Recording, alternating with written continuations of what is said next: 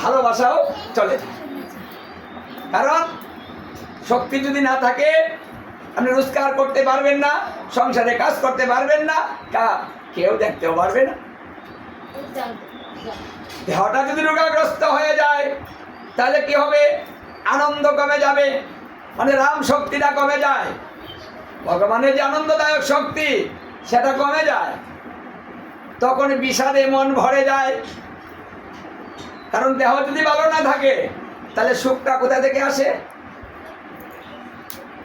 হারে হারে বোঝা যায় যখন আমরা কষ্টে পড়ে যাই। এই জন্য সংসারটা হচ্ছে অনিত্য। এই কথাটা আমার প্রতিদিন 3 বার মনে করতে হবে। এই কথাটা ভাগবতী শুকদেব গোস্বামী বলেছেন। হে পরীক্ষিত মহারাজ, একটা মানুষের কর্তব্য প্রতিদিন 3 বার তার মৃত্যুর কথা মনে করা। মানে কথাটা 1 বার 2 বার নয়, বলছে 3 বার। সকালে ঘুমতে উঠে স্মরণ করতে হবে যে আমি থাকবো না, এটা আমার পৃথিবী নয়, এটা আমার স্থান নয়, ওরা আমার কেউ নয়। দুপুরে কথাটা আবার মনে করতে হবে। আবার রাত্রে যখন ঘুমাবেন এই কথাটা স্মরণ করেই ঘুমাতে হবে। এই 3 বার মৃত্যুর কথা মনে করতে হবে। এখন আমরা 3 বার তো মনে করব, আমরা কি 1 বার মনে করি যে আমি চলে যাব? ওটা কি আমার বিশ্বাস হয় যে আমি থাকবো না? ওটা কি আমরা মানতে চাই? আমরা মানতে চাই না। আমি চলে যাব অপদারিত, এটা সত্য কথা, কিন্তু এই সত্য কথাটাও কিন্তু আমরা মানতে রাজি নই। কারণ এই সংসারটা আমরা ছাড়তে চাই না, এখানে আমরা থাকতে চাই, যেতে চাই না এখান থেকে। কিন্তু থাকতে চাইলেই তো থাকতে পারবো না, যেতে তো হবেই। যেতে যদি হয় তাহলে কিছু করিতেও হবে। এই জন্য মহাপ্রভু এসে আমাদের কি করতে হবে, কোন কার্যের দ্বারাতে আমরা ভগবানকে তুষ্ট করতে পারি তত্ত্বটা তিনি শিখিয়েছে। কারণ আমাদের যে মনের অবস্থা, দেহের অবস্থা, ভজন কি করে করব আমরা? এই জন্য মহাপ্রভু এসে বললেন, হাতে করো গৃহকর্ম, মুখে বলো হরি, অনাহাসে দিবে তোমরা ভবনদী পারি। কথাটা কেন বললেন? এত সস্তা কথা কি আর কেউ বলেছে? দেখো আরেকটা দেখান তো, কোন অবতারে বলেছে কথাটা? এমন কথা কিন্তু কেউ বলে নাই যে যেখানে মন চায় সেখানে বসো, তোমার সর্বকার্য সিদ্ধি হয়ে যাবে। এটা সস্তা কথা। এই সস্তা কথা আমাদের বেলায় বলা হয়েছে, এবং স্বয়ং রাধা কৃষ্ণ 2 দেহ এক হয়ে গৌরাঙ্গ হয়েছেন যিনি, তিনি বলেছেন, আমাদেরকে ভালোবেসে বলেছেন। এই নাম ধরাধামে করিতে প্রচার, আপনি হইলেন প্রভু গৌর অবতার। এই নাম ধরাধামে প্রচার করার জন্য তিনি গৌর রূপে অবতার গ্রহণ করিলেন।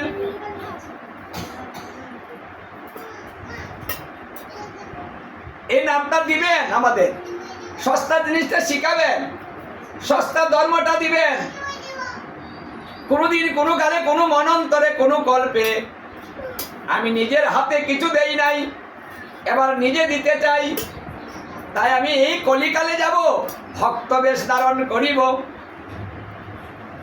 নিজের হাতে ধরিয়ে দিব, নিজে তত্ত্ব শিখাবো, নিজে আচরিয়া ধর্ম জীবকে শেখায়। নিজে আচরণ না করিলে শেখানো কি যায়?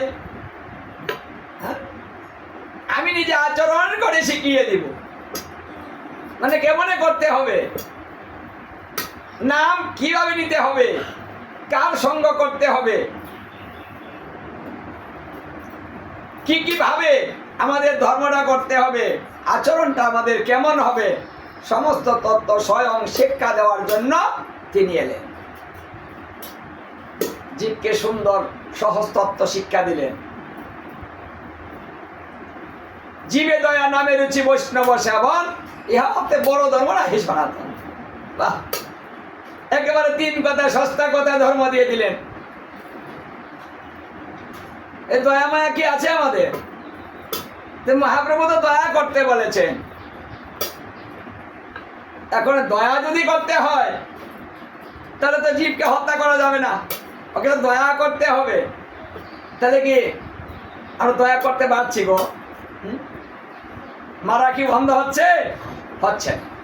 মহাপ্রভুর সস্তা কথাটা মানতে পারছি না, দয়া করতে পারছি না। নামে রুচি এটাকেও হচ্ছে না, রুচি হয় না। সেবায় ভালো রুচি হয়। আগে খোঁজখবরটা নিয়ে নিই, আয়োজনটা কেমন হয়েছে। যদি ভালো আয়োজন হয় তাহলে ওখানে রুচি হয়। গীতা ভাগবত হরিনাম যজ্ঞ যেখানেই হোক, সেবা যদি না হয় তাহলে কেউ ওটা শুনতে যায় না। সেবার আয়োজন থাকতে হয়, তাহলে নামে রুচি নয়, সেবায় রুচি আছে। আমরা এই কথাটাও মানতে পারছি না। বৈষ্ণব সেবন, পদ্মপুরাণ উত্তরাখণ্ডে যমরাজ স্বয়ং বললেন, বৈষ্ণব সেবা যদি বৎসরে একবারও হয় তবুও সেখানে দুধ প্রবেশ করতে পারে না। মানে জমিনে যে দুধ আছে সেই দুধগুলা না ও বাড়িতে প্রবেশ করতে পারে না, যে বাড়িতে বৎসরে একবার বৈষ্ণব সেবা হয়। সেই নিষ্ঠাচারী নিষ্কিঞ্চন বৈষ্ণব যদি হয়। আবার কোন বৈষ্ণব? মানে যে কোনো বৈষ্ণব নয়, বলছে নিষ্কিঞ্চন নিষ্ঠাচারী, কৃষ্ণ ভক্তি পরায়ণ না। মানে শুধু কৃষ্ণ ভক্তি এবং কৃষ্ণ নাম গুণ এবং কৃষ্ণ সম্বন্ধীয় সমস্ত কার্য বৈষ্ণব করবেন। নিষ্কিঞ্চন, যার কোনো চাওয়া পাওয়া নেই, লোভ লালসা নেই, বড় হিতের জন্য জগতে এসেছেন। কারণ বৈষ্ণবের স্বভাব তারিতে পামর, নিজের কার্য নাই তবু যায় পরের ঘর। মানে স্বভাবটা হবে এমন, নিজের স্বার্থে নয়, নিজের কার্যে নয়, বড় হিতের কারণে মানুষের ধারে ধারে যাবে। এটা বৈষ্ণবের স্বভাব। তাহলে সেই বৈষ্ণব একজন সেবা করালে 1 কোটি সেবা হয়, একজনের সঙ্গে 1 কোটি সমান। তা আপনি কি বৎসরে একবার একজন বৈষ্ণব সেবা করাতে পারবেন না? এই শেষ কথাটা মহাপ্রভু একটা সস্তা কথা, শেষ কথা বলে দিলেন। কোনটা আপনি পারবেন না? মহাপ্রভুর আচরিত ধর্মের মধ্যে কোনটা আপনি পারবেন না? যে মহাপ্রভু কোনটা বলেছেন যে এই কাজটা আমার এত কঠিন যে আমি করতে পারবো না? মহাপ্রভু এমন কোনো কথাই বলেননি। তিনি একেবারে একটা সরল সহজ ধর্ম আমাদের দিয়ে গেলেন, শিখিয়ে গেলেন। দেখুন, এই যে উপরে বসলে ধর্ম কিন্তু অন্য যুগে হতো না, কিন্তু আমাদের এই যুগে হবে। আপনি যে কোনো অবস্থাতে থাকুন, ধর্ম হবে যদি মনটা লাগিয়ে দেন। বাস, বসুন উপরে, যার যেরকম খুশি এবং যার যেমন সমস্যা তার ঠিক সেইভাবে যদি সে বসে, এখানে কি হবে? ভগবান খুশি বেশি হবে। যারা কষ্ট করে শ্রবণ করে, দেহে দিচ্ছে না, বসে থাকা যাচ্ছে না, তারপরেও শ্রবণ করার জন্য বসে আছেন, তাদের প্রতি কিন্তু আমার ভগবান সদয় হয়ে যাচ্ছেন, খুশি হয়ে যাচ্ছেন যে তুমি এত কষ্ট করে তুমি আমাকে ভালোবেসে আমার কাছে বসে আমার কথা শ্রবণ করছো। মানে এই কারণে তিনি খুশি হয়ে যাচ্ছেন। একবার যদি তিনি খুশি হয়ে যায়, চরাচর বিশ্ব তার প্রতি খুশি হয়ে যায়। চরাচর বিশ্বে যা আছে, যত প্রাণী আছে, তিনি খুশি হলে সবাই খুশি হয়ে যায়। তাহলে এই একটা সুন্দর ভজন আমরা পেয়েছি। তাই বৎসরে একবার বাড়িতে একটা বৈষ্ণব সেবার আয়োজন করুন, আর একটু গীতা ভাগবতের আয়োজন করুন। এটা কলিকাল, অশুভ শক্তি আমাদের চতুর্দিকে। জমকলি শুক্রাচার্য, হ্যাঁ, যত অশুভ শক্তি আছে, আসরিক শক্তিগুলা এগুলো আমাদের চতুর্পাশে গ্রাস করে আছে। আমাদের সুযোগ পেলে সংসারে ঢুকে যায়, সুযোগ পেলে আপনার মনে ঢুকে যাবে, সুযোগ দেওয়া যাবে না। ওদের সুযোগটা বন্ধ করতে হলে কি করতে হবে? আপনাকে বৈষ্ণব সেবা দিতে হবে, বাড়িতে বৈষ্ণব পদার্পণ করিতে হবে, এবং গীতা ভাগবত অধ্যয়ন এবং শ্রবণ ব্যবস্থা করতে হবে। বেশি না পারেন একবার করেন, কারণ ভক্তের মুখে যদি শুদ্ধ কৃষ্ণ কথাগুলা শুদ্ধ মুখে বেরোয় তাহলে ভগবান তৎক্ষণাৎ খুশি হয়ে যায়। অভক্তের মুখে কৃষ্ণ কথা বিষ পান করা সমান কথা, আর ভক্তের মুখে কৃষ্ণ কথা শুনলে জুড়ায় পঞ্চ আত্মা।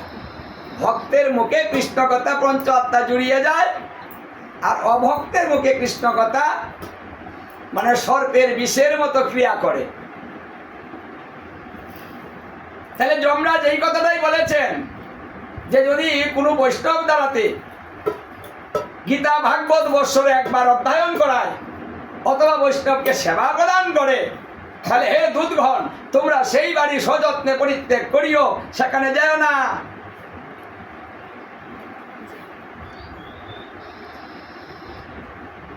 যদি আপনার গুরুদেব নিষ্ঠাচারী হন, বৎসরে একবার গুরুদেবকে গৃহে আনুন, বেশি না পারুন, কারণ গুরুদেব আনতে গেলে আমাদের ভয় আছে, ঝামেলা। গুরুদেব আসলেই ঝামেলা, আমরা ঝামেলা মনে করি, আর মনে করি বিদায় সহজে গুরুদেব আসতে বলে না কেউ। ওই ফুলেশ্বরী বাড়িতে আসবে, ওখানে দেখা করে ফেলবো, এটা প্রণাম দিয়ে একটু দক্ষিণা দিয়ে দিব, ঝামেলা মিটে যাবে। আসেই তো কীর্তনে, মানে আমাদের বিষয়টা এইরকম। আর এখানে